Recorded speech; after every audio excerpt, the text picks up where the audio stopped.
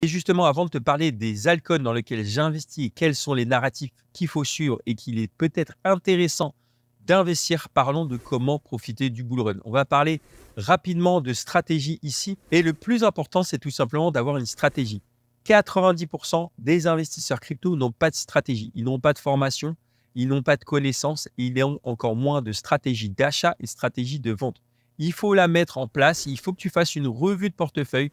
Donc, tu as l'application Coin Tracking qui te permet de traquer tes crypto-monnaies et d'avoir un tour d'horizon de tes actifs et de les classer par risque, les sécuriser, les moins risqués et les très risqués. Une répartition saine et précise, c'est le meilleur outil pour se préparer au mieux au bull run et pour faire des coefficients multiplicateurs de dingue. Donc, très important de faire une revue de ton portefeuille. Ensuite, en deux, de faire un équilibrage. Si tu as une crypto qui a explosé, comme ça a été mon cas et je t'en ai parlé sur la chaîne Tao ou Solana, c'est peut-être le moment de vendre ou en tout cas de prendre des profits et de réallouer tous ces gains sur, pourquoi pas, d'autres crypto-monnaies qui n'ont pas encore explosé dans de nouvelles narratives ou sur de nouveaux projets. Oui, c'est important d'acheter au bon moment, mais c'est également de vendre, de savoir vendre et de réallouer cet investissement sur d'autres crypto-monnaies.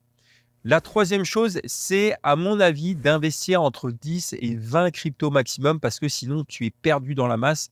Et je pense qu'avec 20 cryptos maximum, eh ben, tu es déjà bien pour faire une répartition équilibrée et ne rater aucun train. C'est souvent le reproche que se font les investisseurs, c'est d'avoir l'impression de rater le train sur une crypto, sur un actif.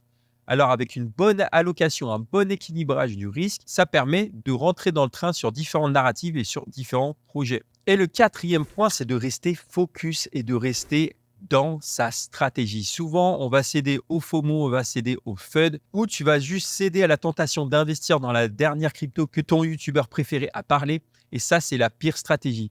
Il faut rester focus sur sa stratégie et s'y tenir.